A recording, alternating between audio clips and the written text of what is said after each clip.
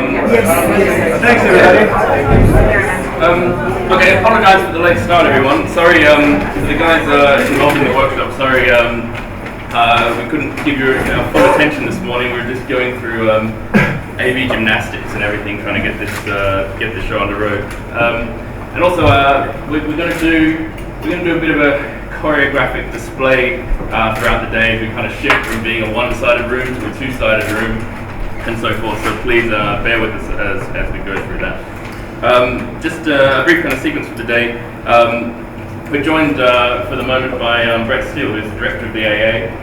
He's just going to do a brief welcome, and then Kate and I are going to do a really kind of quick little intro just to sort of frame things. Then we're going to start off and really try and give the most time as possible to the amazing kind of lineup of speakers we have today to introduce the project and talk about the themes that we've kind of been interested in with the work. We'd just also like to start off by saying, I guess, big thanks to, we've got a few of the sponsors in the room. This is an extraordinary logistical exercise to make all this happen, but so we really should thank kind of Ukraine International Airlines and Community Travel, and particularly to Brett and the AA for allowing us to do this. I suppose that hopefully covering the budget when we everybody say hello. Over. Thank you. And all that sort of thing. Thanks, Brett. You bet. No, thank you guys. Thank you everybody for coming in for what I know is going to be a great day. And yes, I'll keep my welcome very brief because the action is really in the rest of the day.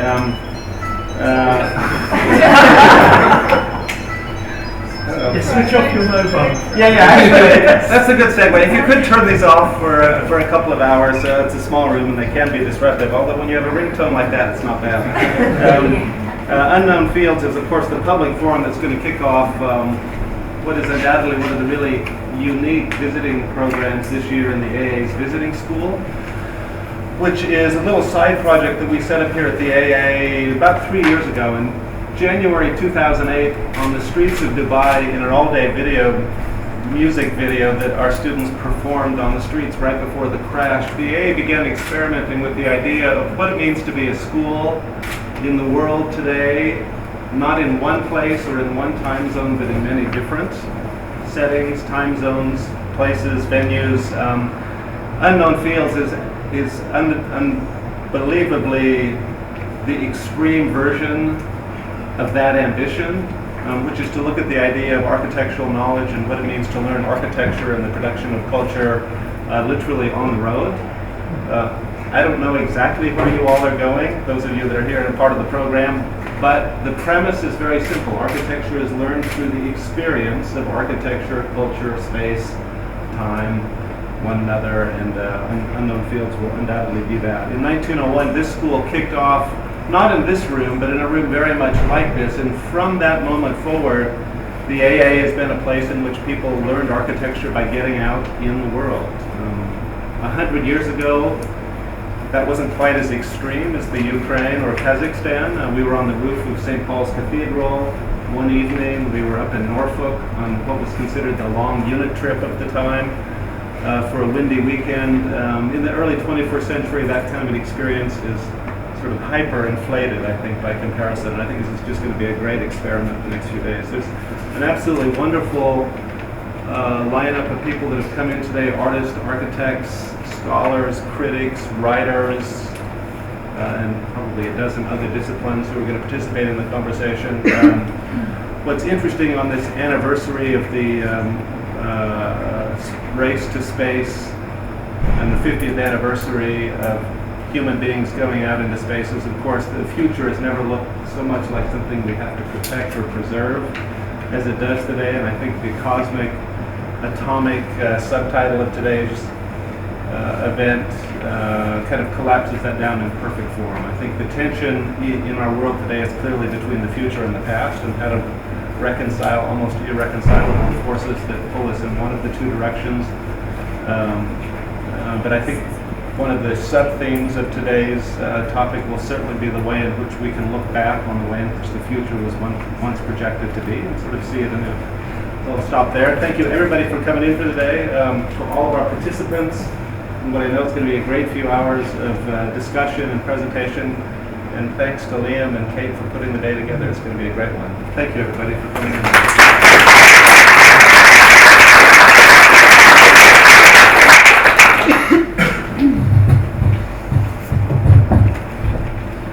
Okay, thanks so much for that, Brett. And what we're going to do, just by way of kind of sequencing the day, is, as Brett said, we've kind of themed it into two sort of sessions, the atomic and the cosmic.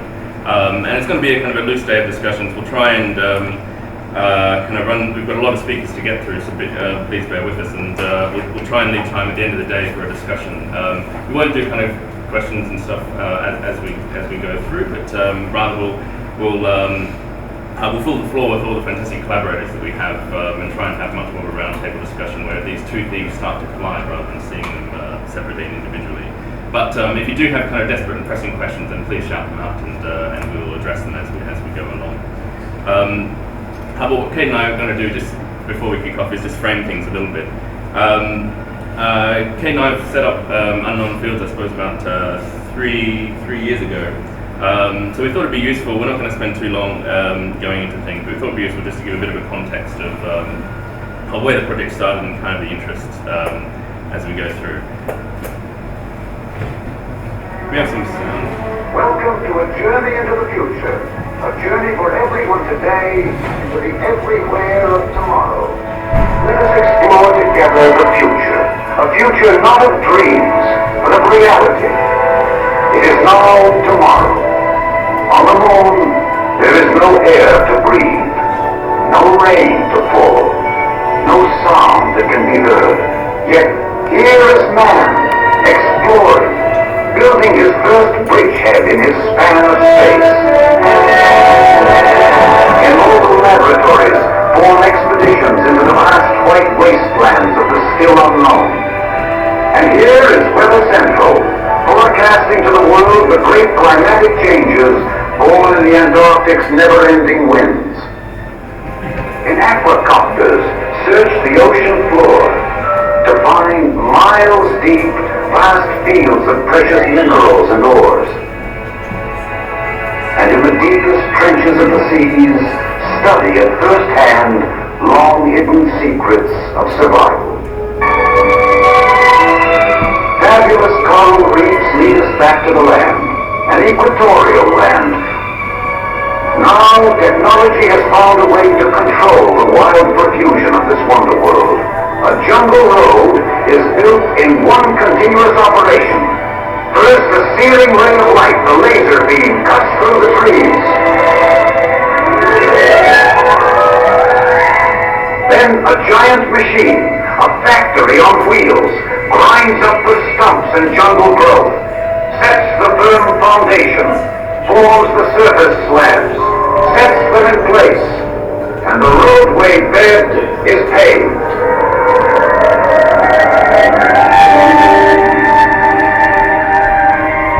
And for our deserts, a new technology, waters from the sea made fresh as rain to nourish crops planted in the sand, produce from seed to shipment programmed and processed by a new agriculture, a science of plenty for an ever-growing world. Technology can point the way to a future of limitless promise, but man must chart his own course into tomorrow, a course that frees the mind and the spirit as it improves the well-being of mankind. So that's the, I don't know if people recognize it, that's the 1964-65 Futurama ride from the World's Fair. And what it is, it's an automated conveyor belt that takes the audience through a world of future wonders. Marvels of kind of speculative landscapes where technology and nature intertwine. And I guess these books as well kind of point to why we wanted to start with that. They're books of the future, were published, these are the Osborne books of the future. I don't know if anyone had them when they were a kid. They were published in the year that Kate and I were born, around that time, 1979, 78. And what they are, they're catalogues of the year 2000 and beyond. They're sort of the futures that we were promised when we were kids, I suppose. Futures that were filled with flying cars, servant robots, spaceships, and moon beings. A world powered by the atomic age of nuclear fission and fusion. Why I guess we're interested in this kind of history of futurology is that the visions from the Futurama Travelator, from these books, are actually predictions of the time in which they are written rather than any kind of prophetic image of tomorrow. They form histories of a fictional future and tell us as much about the dreams and anxieties of the 70s and 80s as they do about any kind of encyclopedic fact. I guess we're really kind of interested in this history of futurology, exploring these futures not so much for the accuracy of their predictions, but because the way they can offer a critical engagement with the present. So this is obviously a quote from T.S. Eliot, that it's really about kind of the nature of exploring, it's really about as a means to look back on the familiar in a new way. Which is really what we do in the unknown field. So really today is a launch event where we're talking about these kind of things, this relationship between nature and technology, but we're doing it through the lens of unknown fields. It's really about a program that launches out to explore alternative worlds as a means to understand our own world in a new way.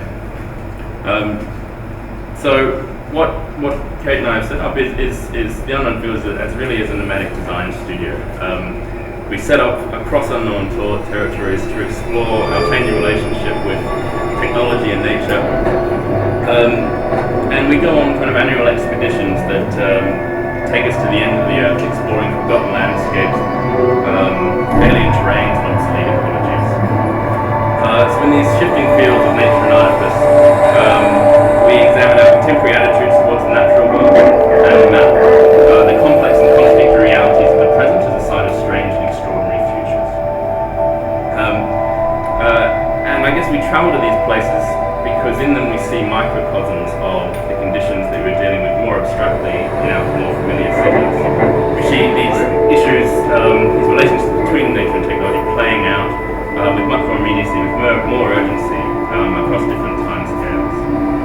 So often design students sit within the hermetically sealed enclosure of an institution in a city, and what we're interested in is taking people out, broadening an understanding of place by also acknowledging the interconnected nature of our world, I suppose, to understand the complex connections that exist between our everyday lives and our global context.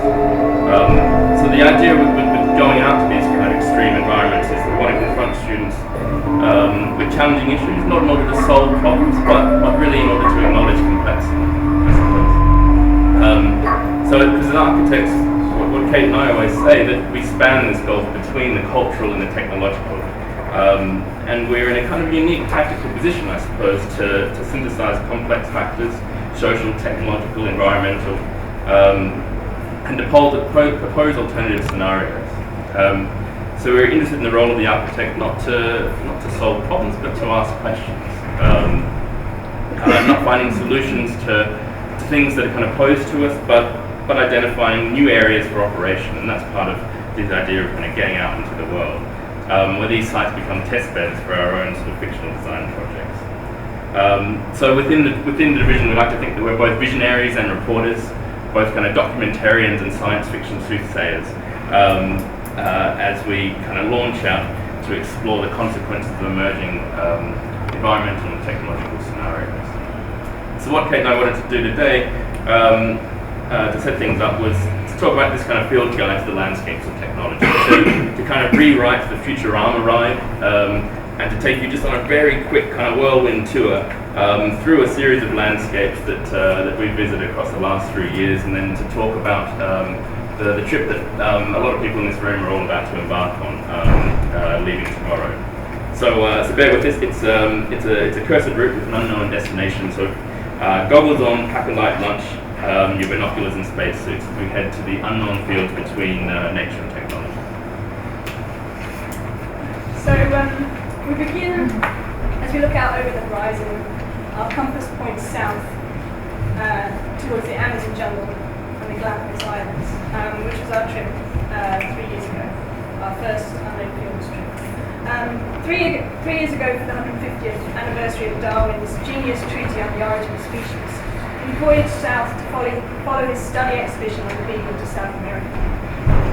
We were interested in exploring these most iconic of wildernesses, I guess, primordial forests and idyllic islands, which are embedded from afar into our collective consciousness.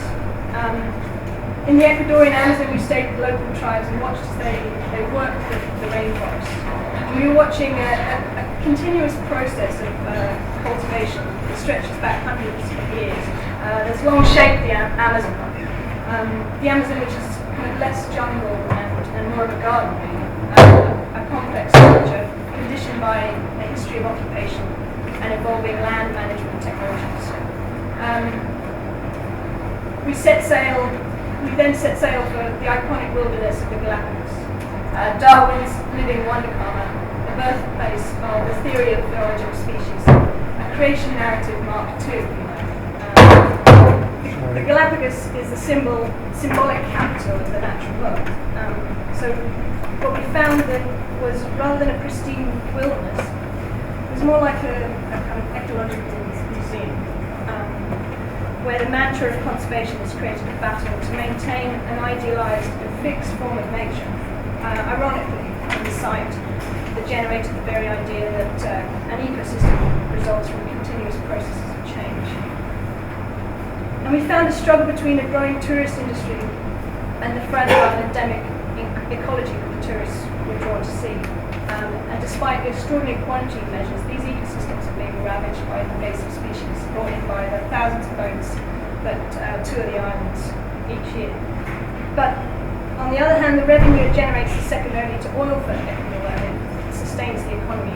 So we're interested in these tensions, I suppose, in these sites, where we're interested in acknowledging the complexity of the forces that play out across them, rather than taking kind of oppositional views, saying you must, save the islands, or no, leave the islands.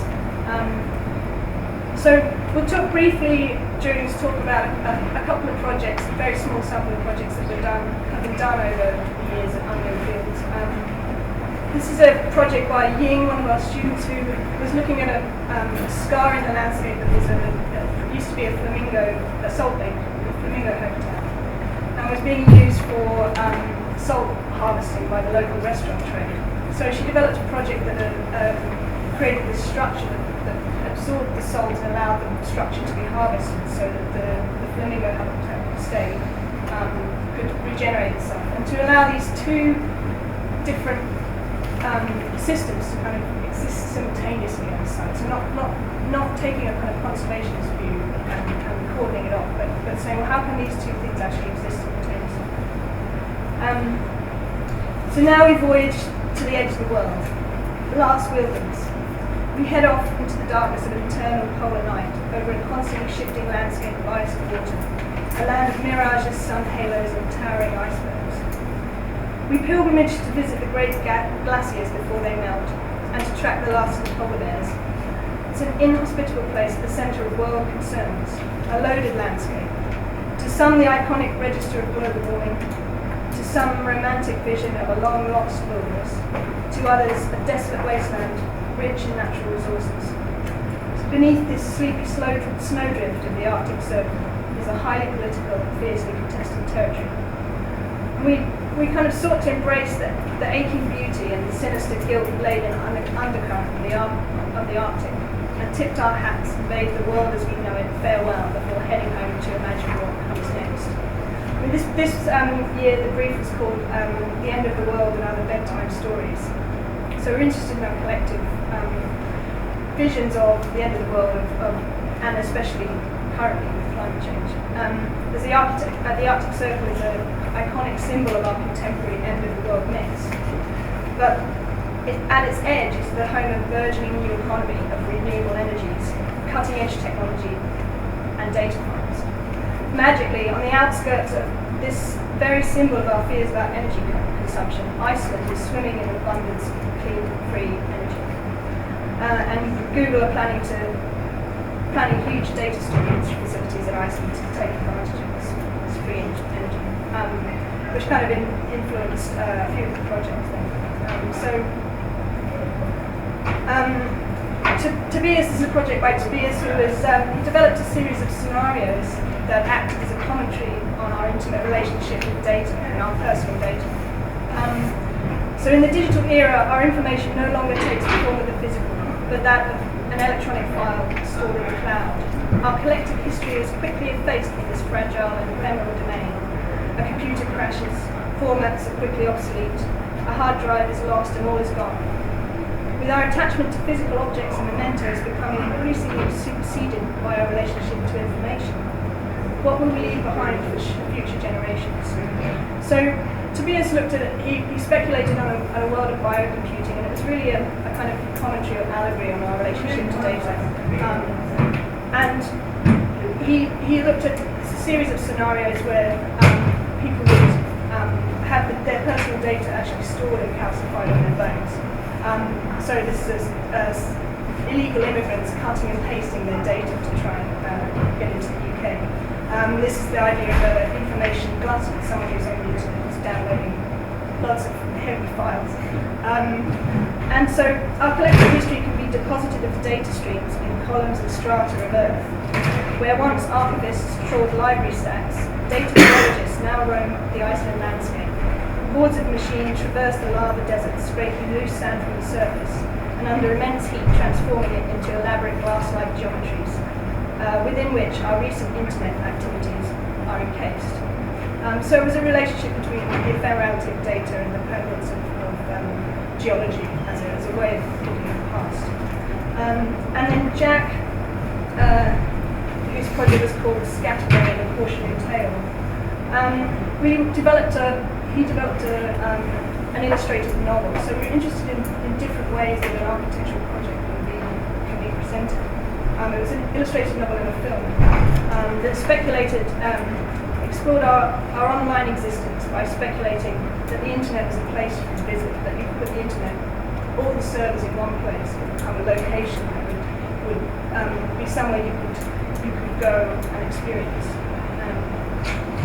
So in this year, December, we went to Australia. So now we set off on a dust-blown road trip across Australia into the vast and mysterious interior of this remote island continent, in search of its ancient tribal hinterlands and its vast techno-landscapes. This land of rich resources and sparsely inhabited expanses houses huge feats of engineering, technological incisions into the narrative landscape of the Dreamtime, the creation mythology of the indigenous Aboriginals. Stories and ceremonies of dreaming beings that once shaped the sacred sites of mountain ranges and riverbeds are now spun with the ghosts of modern technology. Here beneath the Southern Cross, telescopes listen to beat from alien worlds, solar arrays track the sun, observatories scan the Milky Way, and all the while, machines harvest the earth for the precious ingredients of our daily lives. We ventured out back into a hidden terrain, a strange landscape behind the scenes of our modern lives, visiting vast mines of the interior, stalking mechanical beasts the size of buildings, and exploring excavations the size of cities. Towering mountains of tailings, articulated valleys, vast lakes emerge from these incisions, remade as a new form of nature.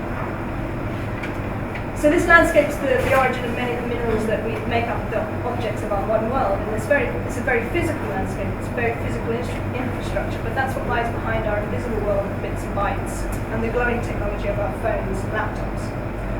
Typically forgotten in our everyday life, outback Australia and other territories like it are the inevitable new landscapes of the modern world. So Sammy was looking at a project called Sacred Anomalies, Infiltrating the Landscape Survey. She's in the corner. Sammy's going to join us on the trip Sammy's as well. joining us on the trip. She's one of the ring-ins. So the vast territories of the Australian outback are highly contested landscapes. The technologies with which this ground is surveyed and recorded also become the political means through which groups claim ownership over it. In the skies above, mining survey planes track back and forth, laser scanning the earth in search of topographic anomalies that indicate pockets of undiscovered minerals. And on the ground, the ochre stokes of Aboriginal landscape painters map the songlines of their sacred Dreamtime stories. In our Department of Intangible Technologies, Samantha is corrupting this mining survey data by engineering a seasonal network of mysterious Dreamtime anomalies. anchored around Aboriginal sacred sites, these mythic objects slowly stalk through contested territory, infiltrating mining surveys to generate a new form of landscape representation. This architecture of mirages exists at the threshold between the sky and the subterranean, between the physical and the virtual, to generate a ghostly constellation of sacred sites hidden within the dataset. So she worked with a series of intricate drawings and live 3D scans to set up a relationship between the imaging technology used by geologists prospecting for minerals and the depiction of landscapes by Aboriginal painters, which are both coincidentally top-down parametric views. And Aram's project, a comprehensive atlas of gold fictions, he created a catalogue charting gold in all its forms, as a commentary that questions the notions of what we choose to value. Aboriginal Dreamtime narratives speak of a time when the ground was soft and creation beings shaped mountains and rivers. Now the financial narratives of gold prices reshape the earth through massive excavations and technological incisions. The Atlas of Gold Fictions catalogues the strange infrastructures of the gold economy, from its source in the mines of Australia to the web of precious artifacts scattered across the globe. Aram, of our Future Archaeologies department, has reimagined the infrastructure of gold's solely virtual value through the speculative artifacts of a new network of gold objects inscribed with the oral histories and personal stories, and things of what we would call sentimental value, which is a phrase we used to mean economically worthless a lot of the time. So the suicide note of Hunter S. Thompson, inscribed on a single gold bullet. The sound of a grandmother's laughter is encoded into an heirloom necklace, and the dying languages of Australia's indigenous culture are recorded into gold bars that are dug out of the very ground of their homeland. Our relationship to the finite resource is re-examined with this new dispersed geology of artifacts, encoded not with economic value, but with the intangible cultural values of the contemporary world. And then Ollie, who's also coming with us, Ollie developed a film project. This is part of the film as his main piece of work this year, which included digital modelling of thermal currents. So it's not just a graphic film; it's actually got telemetry information within it, and it's about the landscape, the aerial landscape of military airspace across Australia. The remote territories of the Australian Never Never are anything but empty. The history of these landscapes is one of nuclear testing, rocket launches, and black military technologies. The skies over this red earth are scarred with the contrails of experimental weapons flights and charged with the militarized electromagnetic waves that reach out to troops in Afghanistan and Iraq. Forgotten, somewhere in this landscape is an abandoned missile tracking station. From here, Olivier, in our experimental flight lab, is launching a choreographed vlog of autonomous gliders to drift through the air in silent protest. Floating on engineered thermal currents, their wingspan antennas broadcast white noise through the electromagnetic landscape over Australia's Pine Gap military base, which is their Area 55, momentarily jamming their telecommunications signal. So just to finish, so this year then, in a day's time, I guess, tomorrow, we on the 50th anniversary of the Chernobyl disaster, 50th anniversary of Gagarin space launch, the 25th anniversary of the Chernobyl disaster, we're going to pack our Geiger counters and spacesuits as we chart a course from the atomic to the cosmic to investigate the unknown fields between the exclusion zone of the Chernobyl nuclear reactor and Baikonur Cosmodrome in Kazakhstan, where Gagarin's space launch pad was. So, beginning in the shadows of the nuclear disaster, we will survey the irradiated wilderness and bear witness to an apocalyptic vision. We're going to meet with one of the liquidators out on site. And we're going to tour Pripyat, which is there's one subtitled "The Atomic City of Tomorrow," a place that stands testament to when nuclear power was seen as a provider of bright, clean, and energy, but has now become an emotive symbol of the darker side of our relationship to technology. This event has forever clouded our relationship with technology. It's the seeds of some of our most deepest cynicism, our deepest reservations and hesitations about the promise of nuclear energy and technology and stuff. After that, we're going to skirt the retreating tide of the Aral Sea in Kazakhstan. We're going to fly from Kiev to Almaty and then catch a 33-hour train through the desert of Kazakhstan. It's not really a desert, but we'll get to that.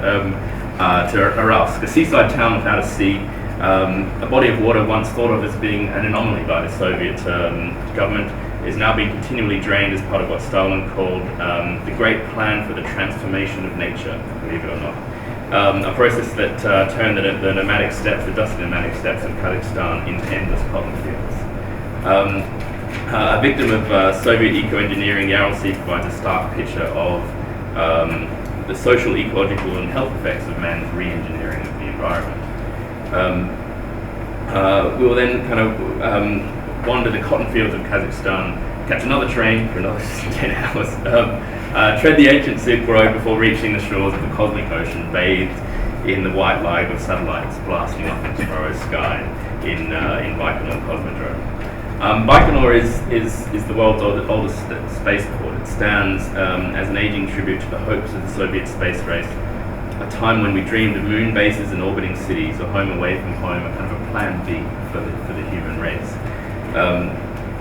Here, highly tuned rockets launch the most delicate and intricate mechanisms, fragile bodies into the unknown before they crash back down to Earth in dusty chemical steppes. Gagarin described his journey into space as a battle with nature, a struggle between technology and the natural forces that tie us to the Earth. This opposition between nature and technology is what defined what I think is the previous era of economy. We're interested in this future era. We're here, in these two sites. I guess the interest is in the fact that we find the future in the past tense. If we think back to the books that we started with, the Futurama ride, these collection of sites are kind of catalogues of what we want to aspire to be. A time when technology represented an optimism for the future, the endless energy of the nuclear age, and the wonder and excitement of space exploration was something that we thought was going to eventuate. So a week after the launch of the last space shuttle Atlantis, months after the world's most recent nuclear disaster in Japan, which Peter will kick us off with after we finish here, we're faced with now a time of emerging future austerity and climate anxiety. It seems a critical time to revisit these sites that has sort of clearly shaped our contemporary relationship with the natural world, to revisit these sites that seem to very much define our contemporary relationship to technology. So here in Unknown Fields, we want to explore the space between our hopes and our fears, a space of anxieties and uncertainties, but at the same time a space ripe with extraordinary possibilities. Of course, the famous quote, after Sputnik, there is no nature, only art. We have some sounding.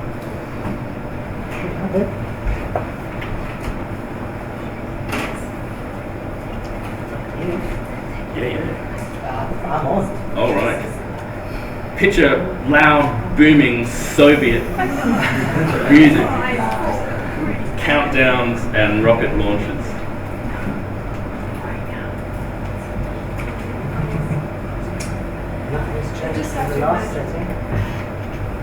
So it is. This is going to be a big dramatic liftoff as we start and launch off into unknown fields. So it's going to be great. But it is what it is. Okay, so thanks for the intro. So we're now going to, thanks for being patient, I should say. We did the intro. So we're now going to launch into a series of speakers that we invited today, some of which are collaborators coming up on the trip, and some of which are people that unfortunately couldn't make it, or we thought it'd be fantastic to bring in, just provide some, I guess, a broader context of the sorts of things that we're going to be doing, but also to kind of to really curate a day of discussions around these things, I think. So we're going to start with the atomic session. We're going to have about 5 or 6 speakers, I think. And we thought it'd be fantastic to kick off with Peter Wynne-Kirby, who's just joined us here. Peter is an environmental anthropologist. We first came across Peter's work in the recent did an opinion piece for New York Times after the Fukushima nuclear disaster, where he talked about Japan's cultural relationship to nuclear energy, a relationship that's kind of been evident in the culture of monster movies and Godzilla films. And we thought it'd be fantastic to get Peter in to really talk about, I guess we're interested. Chernobyl isn't just a nostalgic kind of thing to us. It's not just a sign of the past. That in light of recent events in Japan, a visit to Chernobyl may also be a strange sort of visit to the future of the exclusion zone around Fukushima. And we thought, kind of starting with that kind of very contemporary context before we launch back with speakers like Amelia Hesse-Honeger, Haru Petrucci, which are talking particularly about Chernobyl and other nuclear waste sites, I should say as well. We thought it'd be great to get a kind of a contemporary perspective from Peter. So Peter is based at Oxford in the Institute of Social and Cultural Anthropology. He has a book, Troubled Natures, Waste, Environment, Japan, in which he considers nuclear risk and national cultural construction of energy, power and waste in Japan. And France, actually, two major nations that deal and depend most on nuclear power. Thanks so much, Peter, for joining us. Thanks for bearing with us for the introduction and for all the kind of AV setup stuff. We're going to do, Peter's going to be showing on a couple of screens, so we're going to be staying with this bizarre setup just for 20 more minutes. So please, guys that are in the background, bear with us, we'll squeeze in around there. And then for the next speaker, we'll raise the curtain and we'll do it much more with a larger room, so there'll be a bit more space, a bit more room for people to spread out. Thanks, Peter. What we will do, just while we're setting up as well, and changing projectors over and things like that, we're going to, in the back there is, has a bookshop downstairs, or the bookshop. And what we've done is a little pop-up bookshop for the morning. For the morning session, I think it's going to be up here, right? And then after lunch, you're going to set it up downstairs. What we've done is all the speakers have asked them to bring in some of their published material, and there's also some material from the bookshop downstairs. So please take a look around, take a stroll around, and if anything takes your fancy or is of interest from the speakers' presentations, then please run over and have a chat with them.